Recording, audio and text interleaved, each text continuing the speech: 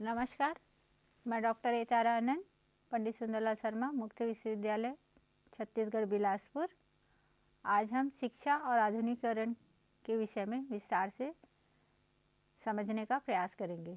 किसी भी देश की पहचान उसकी संस्कृति से होती है।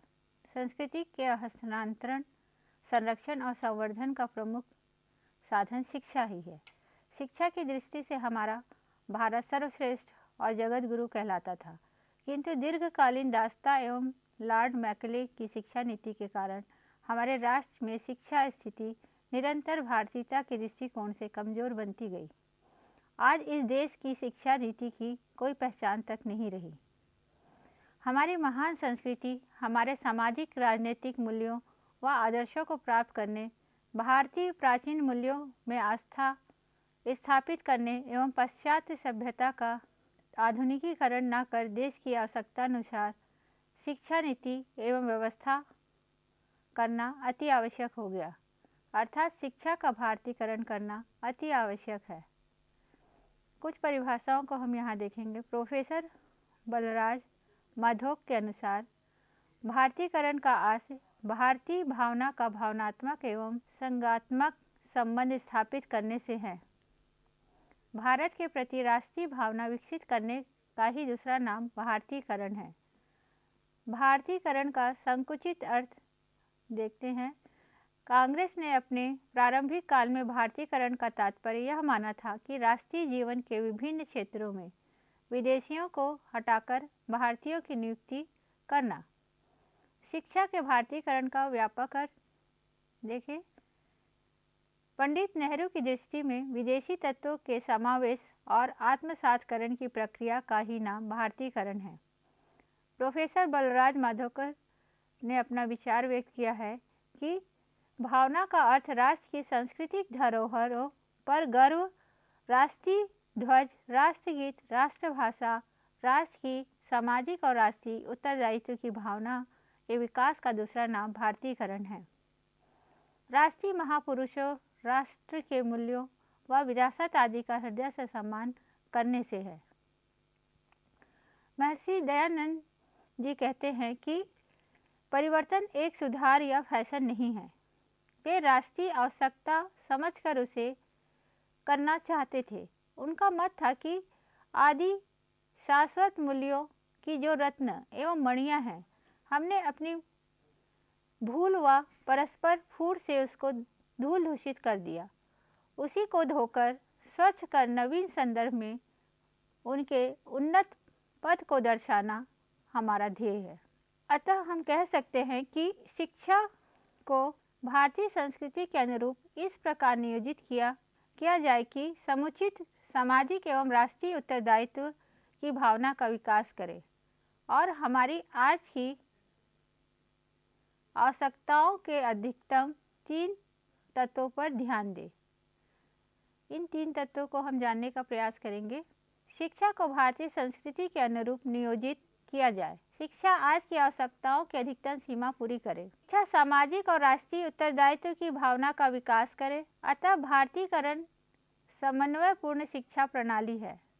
प्राचीन परंपराओं व संस्कृति के तत्वों के साथ आधुनिक ज्ञान विज्ञान दोनों को मिलाकर दी गई शिक्षा शिक्षा का भारतीकरण है। शिक्षा में भारतीकरण की आवश्यकता, इस पर हम चर्चा करेंगे। आज शिक्षा में भारतीकरण की अत्यधिक आवश्यकता है। समाज की उन्नति एवं विकास के लिए आवश्यक है कि शिक्षा वर्तमान सामाजिक आवश्यकता एवं आकांक्षाओं के अनुरूप हो, किंतु अंग्रेजी शिक्षा नीति के कारण स्वतंत्रता के उपरांत हमारा दृष्टिकोण नकारात्मक बनता गया। सामाजिक एवं राजनीतिक क्षेत्र में निरंतर भ्रष्टाचार का बोलबाला तथा मूल्यों के ह्रास की साथ साथ पाश्चात्य देशों की नकल के आदी होते गए, जिसके फलस्वरूप हम अपनी महान संस्कृति, हमारे सामाजिक व राजनीतिक मूल्यों एवं आदर्शों से दूर होते जा रहे हैं। इसी कारण आए दिन देश के सम्मुख सांप्रदायिकता, जातीयता, धर्म, क्षेत्र, भाषा तथा भारतीय संविधान के प्रावधानों को लेकर दंगे होते हैं। ऐसी स्थिति को जड़ से समाप्त करने के लिए भारत के प्राचीन मूल्यों में आस्था स्थापित और पाश्चात्य सभ्यता का अनुकरण न कर देश की आवश्यकता के अनुरूप भारतीकरण करने के सफल प्रयास से ही देश सभी क्षेत्रों में प्रगति की ओर अग्रसर हो सकता है। इसके अतिरिक्त कुछ कारण और हैं जिनके लिए शिक्षा का भारतीकरण आवश्यक होता है, जिसे हम विस्तार से जानने का प्रयास करेंगे। शिक्षा को देश की आवश्यकता आकांक्षाओं के अनुरूप बनाने के लिए वर्तमान एवं प्राचीन 2000 वर्ष पूर्व भारतीय समाज की आवश्यकताओं और आकांक्षाओं में भिन्नता थी। अंग्रेजों के काल में भले ही लॉर्ड मैकले की शिक्षा नीति का उद्देश्य भारत के बालक एवं बालिकाओं का सर्वांगीण विकास करना न होकर ऐसी शिक्षा प्रणाली का प्रारंभ करना था जिसके रंग से भारतीय बने रहे, परंतु यह विचार, रूढ़ियाँ, अभिरुचियाँ, रहन सहन के दृष्टिकोण, तौर तरीके से, नैतिक मूल्य से अंग्रेजियत की ओर झुकाव निरंतर द्रुत गति से हो सके। किंतु आज भारत एक स्वतंत्र देश है। आज का युग वैज्ञानिक युग है जो आधुनिकीकरण की ओर बढ़ता जा रहा है। इसी के अनुसार वर्तमान की हमारी आकांक्षाएं एवं आवश्यकताएं भी परिवर्तित हो गई। इन सभी बातों को देखते हुए हमारी शिक्षा प्रणाली में परिवर्तन आवश्यक हो गया है। आज की वर्तमान भारतीय संदर्भ में दी जाने वाली हो या शिक्षा देश की आवश्यकता एवं आकांक्षाओं के अनुरूप हो, इसके लिए शिक्षा में भारतीयकरण की आवश्यकता है। शिक्षा का दर्शन भारतीय बनाने के लिए इस पॉइंट को हम समझने का यहाँ पर प्रयास करेंगे। जगत गुरु भारत का शिक्षा दर्शन शिक्षा के दृष्टि से सर्वश्रेष्ठ एवं अद्वितीय था। प्राचीन समय में यातायात के साधनों की असुविधा, संचार आदि के साधनों के न होने पर विदेशों तक में अपनी शिक्षा दर्शन के कारण भारत प्रसिद्ध था। बहुत से विदेशी यात्री दूर यात्रा कर यहाँ शिक्षा प्राप्त करते थे एवं अपने आप को धन्य मानते थे। उनमें नालंदा, तक्षशिला, काशी आदि विश्वविद्यालय विश्व प्रसिद्ध थे। बड़े बड़े दार्शनिक, नीतिज्ञ, गणितज्ञ, अर्थशास्त्री आदि विद्वान, इन्हीं जिनकी कृतियाँ विश्व की धरोहर है, हमें इन्हीं विश्वविद्यालयों ने प्रदान की। किंतु वही शिक्षा दर्शन आज विदेशी शक्तियों के कारण विलुप्त हो गया एवं भारत की अपनी अलग पहचान भी समाप्त हो गई। भारत की अपनी पहचान बनाने के लिए आवश्यक है कि शिक्षा का दर्शन भारतीय हो। इसके लिए भारतीयकरण की आवश्यकता है। नेक्स्ट पॉइंट हम देखते हैं, शिक्षा वर्तमान भारतीय परिस्थितियों के अनुसार हो। भारत विकासशील अवस्था में है।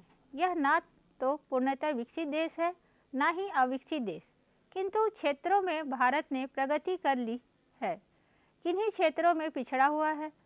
पूरे भारत में विषम परिस्थितियां हैं। इन सभी परिस्थितियों को दृष्टिगत रखकर ही शिक्षा प्रणाली बनानी चाहिए। इससे शिक्षा प्राप्त करने के उपरांत शिक्षार्थी उसे व्यवहार में भी उपयोग कर सके, केवल सैद्धांतिक ही न रह जाए। शिक्षा दर्शन काल्पनिक एवं विदेशी विचारों से उत्प्रोत न होकर भारतीय जीवन से संबंधित होना चाहिए। आगे हम देखेंगे, शिक्षा भारतीय संस्कृति व परंपराओं के अनुरूप हो। इस पॉइंट को हम समझेंगे। संस्कृति किसी समुदाय के संपूर्ण व्यवहार का प्रतिरूप है, जो अंशतः भौतिक पर्यावरण से अनुकूलित होता है। यह पर्यावरण प्राकृतिक अथवा मानव निर्मित होता है, परंतु मुख्यतः यह प्रतिरूप सुनिश्चित विचारधाराओं, प्रवृत्तियों, मूल्यों तथा आदतों द्वारा अनुकूलित होता है, जिसका विकास समूह द्वारा अपनी आवश्यकताओं की पूर्ति के लिए किया जाता है। भारतीयों द्वारा अर्जित ज्ञान, उसके विश्वास, आदतें, सामाजिक मूल्य, रीति रिवाज आदि संस्कृति है। किसी भी देश की पहचान उसकी संस्कृति से होती है। संस्कृति के हस्तांतरण, संरक्षण एवं संवर्धन का प्रमुख साधन शिक्षा ही है। समाज में दी जाने वाली शिक्षा भी भारतीय संस्कृति एवं परंपराओं के अनुरूप ही होनी चाहिए, जिससे हमारा समाज और उन्नत हो एवं हमारी संस्कृति की रक्षा होती रहे। धार्मिक सहिष्णुता एवं राष्ट्रीय एकता का विकास करने के लिए इस पॉइंट को हम यहाँ पर समझेंगे। भारत एक धर्मनिरपेक्ष राज्य है। सभी धर्मों के लोग यहाँ रहते हैं तथा अपने अपने धर्मों के अनुसार पूजा अर्चना, रीति रिवाज एवं त्यौहार मनाते हैं।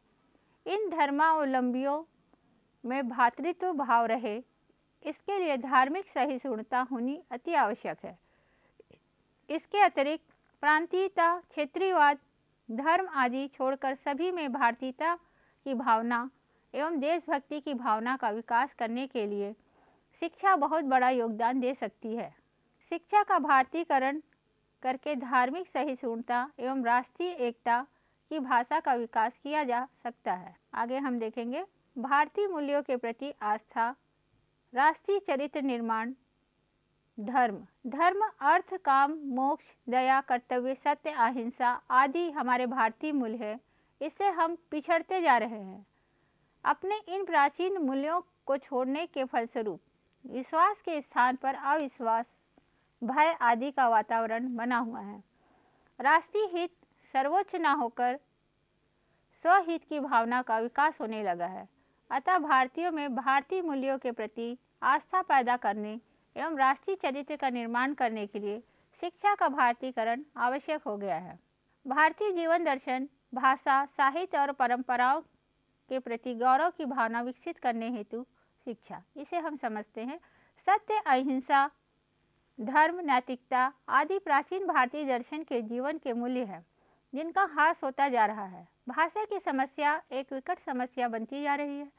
अपनी भाषा को भूलकर विदेशी भाषाओं को महत्व देने के कारण हमारी भाषा हिंदी के प्रति गौरव की भावना कम होती जा रही है। आज पाश्चात्य साहित्य को अधिक महत्व दिया जा रहा है, जबकि प्राचीन भारतीय साहित्य अद्वितीय साहित्य है। इन्हीं सब बातों को अपनाकर प्रगतिशील विचारों की ओर अग्रसर होना है। भारतीय जीवन दर्शन, भाषा, साहित्य और परंपराओं के प्रति गौरव की भावना का विकास हो सके, इसके लिए शिक्षा का भारतीयकरण करना आवश्यक है। आगे देखते हैं भारतीय लोकतांत्रिक मूल्यों का विकास। भारतीय संविधान, झंडे, राष्ट्रीय गीत व राष्ट्रीय चिन्ह के प्रति आस्थावान बनाने के लिए शिक्षा का भारतीयकरण आवश्यक है।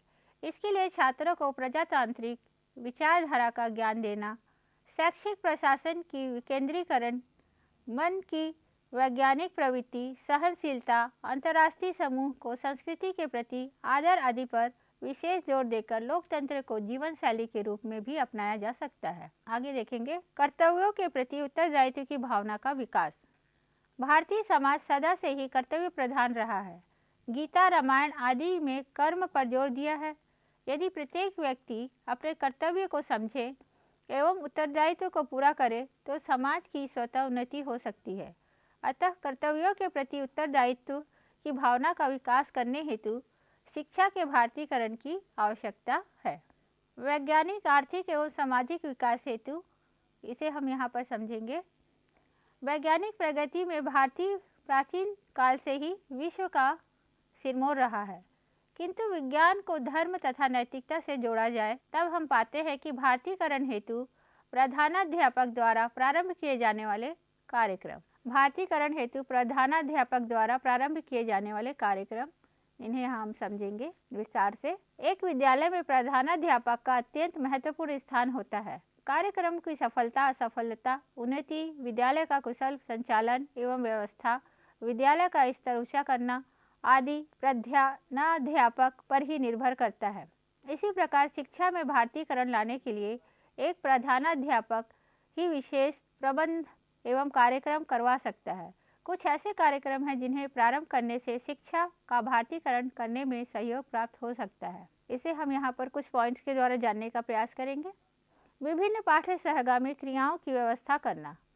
पाठ्यक्रम के साथ साथ विभिन्न पाठ्यक्रम सहगामी क्रियाओं जैसे विभिन्न प्रकार के खेल, एनएसएस, एनसीसी प्रतियोगिताएं आदि की व्यवस्था कर भारतीयकरण किया जा सकता है, क्योंकि इन क्रियाओं के आयोजन से बालक में राष्ट्रीय सेवा, सहयोग, सद्भावना एवं प्रेम की भावना का विकास होता है। नेक्स्ट, राष्ट्रीय पर्व एवं उत्सवों को मानकर। राष्ट्र के प्रति सद्भाव एवं राष्ट्रभक्ति की भावना लोगों के लिए सामाजिक पदों की तरह ही राष्ट्रीय पर्वों 15 अगस्त, 26 जनवरी एवं विभिन्न शहीद दिवस आदि के हर्षोल्लास के साथ मनाया जाना चाहिए। विभिन्न सांस्कृतिक प्रोग्राम का आयोजन कर बाल सभा, नृत्य, संगीत, नाटक आदि का आयोजन करने से विभिन्न कलाओं, विभिन्न प्रांतों के रीति रिवाज एवं वेशभूषाओं की जानकारी प्राप्त की जा सकती है एवं विभिन्नता में एकता की भावना का विकास किया जा सकता है। आगे देखते हैं, नैतिक शिक्षा देकर। पाठ्यक्रम में नैतिक शिक्षा के विषय सम्मिलित कर विभिन्न क्रियाओं का आयोजन छात्रों में नैतिक और चारित्रिक शिक्षा देकर प्रधानाध्यापक भारतीकरण में सहयोग दे सकता है। विभिन्न प्रार्थनाएं, अनमोल वचन एवं राष्ट्रीय गीत बुलवाकर भी हम भारतीकरण में सहयोग दे सकते हैं। इसे यहाँ पर हम समझने का प्रयास करेंगे। छात्रों में सर्वधर्म के प्रति आदर एवं सम्मान की भावना, राष्ट्र शहीदों के प्रति सम्मान की भावना का विकास कर सकते हैं। कार्यानुभव के विषयों को सम्मिलित कर श्रम के प्रति आस्था, कला के प्रति प्रेम, तकनीकी विकास तथा आर्थिक आत्मनिर्भरता पैदा की जा सकती है, जिससे स्वतः ही भारतीकरण होगा। समय समय पर विभिन्न प्रकार की प्रदर्शनियों एवं मेलों का आयोजन कर भी हम भारतीकरण कर सकते हैं। समान शिक्षा सुविधाएं प्रदान कर, जैसे जाति, लिंग, धर्म आदि के आधार पर विद्यालय में कोई भेदभाव न कर सभी विद्यार्थियों को समान शिक्षा सुविधाएं उपलब्ध करवाई जा सकती है। शिक्षा का माध्यम राष्ट्रीय भाषा। विद्यालयों में शिक्षा का माध्यम राष्ट्रीय भाषा हो, जिससे अपनी भाषा के प्रति प्रेम एवं आदर की भावना का विकास हो। नई शिक्षण विधियों का प्रयोग कर छात्रों में स्वाध्याय, चिंतन, तर्क आदि का विकास करने के लिए विभिन्न शिक्षा प्रणालियों का प्रयोग किया जाए तथा करके सीखने पर बल दे। आगे देखते हैं, विषयों का चयन स्थानीय परिस्थितियों एवं आवश्यकताओं के आधार पर किया जाए तथा प्राचीन साहित्य एवं विज्ञान विषयों का समन्वय कर पढ़ाया जाए। सादगीपूर्ण वातावरण का निर्माण किया जाए। सभी छात्रों की वेशभूषा, व्यवहार सादा हो। आधुनिकीकरण का संप्रत्यय, इसे हम यहाँ विस्तार से समझने का प्रयास करेंगे। आधुनिकीकरण सामाजिक परिवर्तन से संबंधित संप्रत्यय है। Doctor R.N. सक्सेना ने आधुनिकीकरण और सामाजिक परिवर्तन को संबंधित करते हुए लिखा है कि कभी तो आधुनिकीकरण को परिवर्तन की प्रक्रिया के रूप में देखा जाए और कभी इच्छित या आदर्श प्रकार के परिवर्तन के रूप में, अर्थात जो प्रत्येक समाज का लक्ष्य होना चाहिए। आधुनिकीकरण की प्रक्रिया के अंतर्गत अल्प विकसित समाज अधिक विकसित समाजों की आर्थिक एवं सामाजिक विशेषताओं को अपनाते हैं और अपने को आधुनिक बनाते हैं। इस संदर्भ में आधुनिकीकरण को स्पष्ट करते हुए डॉक्टर सक्सेना ने लिखा है कि पिछले वर्षों से आधुनिकीकरण का प्रयोग गैर पश्चिमी देशों में पश्चिमी देशों की तरफ परिवर्तन करने की क्रिया के लिए किया जाता रहा है, क्योंकि पश्चिमी देश तकनीकी, आर्थिक, राजनीतिक एवं सामाजिक दृष्टि से अधिक प्रगतिशील है। इस प्रकार आधुनिकीकरण का संप्रत्यय इतना लचीला बना दिया गया है कि सामाजिक परिवर्तन की दृष्टि से पश्चिमीकरण, औद्योगिकरण, नगरीकरण और आधुनिकीकरण को एक ही अर्थ में प्रयुक्त कर लिया जाता है। आधुनिक समाजशास्त्री आधुनिकता में औद्योगिकरण, नगरीकरण, बढ़ती हुई प्रति व्यक्ति आय व शिक्षा को लेते हैं, जबकि परंपरा के अंतर्गत गरीबी, अर्थव्यवस्था का निम्न स्तर, जनसमूह, संचार और मुख्यतः कृषि प्रधान अर्थव्यवस्था को सम्मिलित करते हैं। S.C. दुबे ने आधुनिकीकरण को परिभाषित करते हुए कहते हैं कि यह सामाजिक ढांचे में परंपरागत तरीकों का नए मूल्यों एवं तौर तरीके के रूप में परिवर्तन की एक गत्यात्मक प्रक्रिया है और नई एवं निश्चित तकनीकी को अपनाती है। इस प्रकार आधुनिकीकरण समाज के मूल्यों, आदर्शों एवं विशेषताओं में अन्य विकसित समाजों के अनुरूप परिवर्तन लाने की प्रक्रिया है। इन परिभाषाओं के आधार पर आधुनिकीकरण की कुछ विशेषताएं प्रकट होती है। इन विशेषताओं को हम यहाँ पर जानने का प्रयास करेंगे, जानने और समझने का प्रयास करेंगे। नए विचारों की स्वीकृति, नई पद्धति का प्रयोग, नई तकनीकी के द्वारा औद्योगिक विकास, शिक्षा का सार्वजनिकरण, सामाजिक गतिशीलता में वृद्धि, समान रूप से न्याय व्यवस्था, संस्कृति में धर्मनिरपेक्षता एवं तार्किक मानदंडों का होना। आगे हम शिक्षा एवं आधुनिकीकरण के बारे में जानने का प्रयास करेंगे। शिक्षा एवं आधुनिकीकरण एक दूसरे से प्रत्यक्ष रूप से जुड़े हुए हैं। शिक्षा के माध्यम से लोगों को पारस्परिक पद्धतियों की अपेक्षा नवीन पद्धतियों, तकनीकों आदि के लाभों की जानकारी प्रदान कर उन्हें अपनाने हेतु प्रेरित किया जाता है। शिक्षा के माध्यम से लोगों को पारस्परिक पद्धतियों की अपेक्षा नवीन पद्धतियों, तकनीकी आदि के लाभों की जानकारी प्रदान कर उन्हें अपनाने हेतु प्रेरित किया जाता है। शिक्षा के माध्यम से लोगों को अन्य विकसित समाजों की उन विशेषताओं एवं मूल्यों के संबंध में बताया जाता है जिनके माध्यम से उन समाजों ने अपना विकास किया है। इससे उत्प्रेरित होकर वे भी उनको अपनाते हैं और स्वयं को विकसित करते हैं।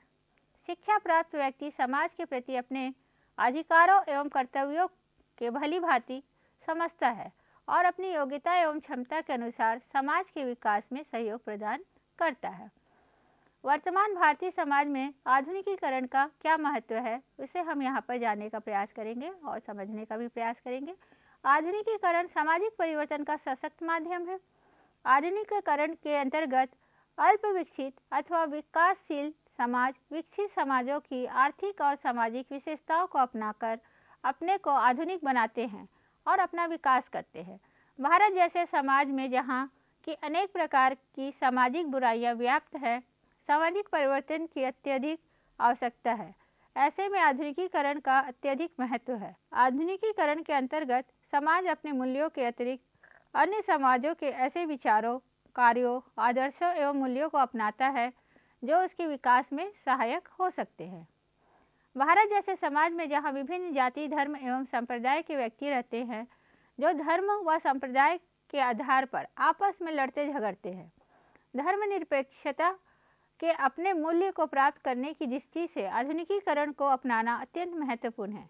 इसके अतिरिक्त समाज में विभिन्न वर्गों को सामाजिक न्याय प्राप्त हो, इस दृष्टि से भी आधुनिकीकरण सहायक सिद्ध हो सकता है। वर्तमान में विश्व के अधिकांश राष्ट्रों के विकास का मुख्य आधार औद्योगिकीकरण है। इसके प्रत्यक्ष उदाहरण जापान, अमेरिका, सोवियत रूस आदि है। औद्योगिकीकरण का प्रमुख आधार उद्योग धंधों में नए नए तकनीकी साधनों का प्रयोग करना है। आधुनिकीकरण से समाज में शिक्षा का प्रचार प्रसार होता है। सभी व्यक्तियों को शिक्षा प्राप्त करने के अवसर प्रदान किए जाते हैं। शिक्षा का सार्वजनिकरण होता है। औद्योगिकीकरण शिक्षा के सार्वजनिकरण एवं सामाजिक परिवर्तन के द्वारा समाज में व्यक्ति सामाजिक रूप से गतिशील होते हैं।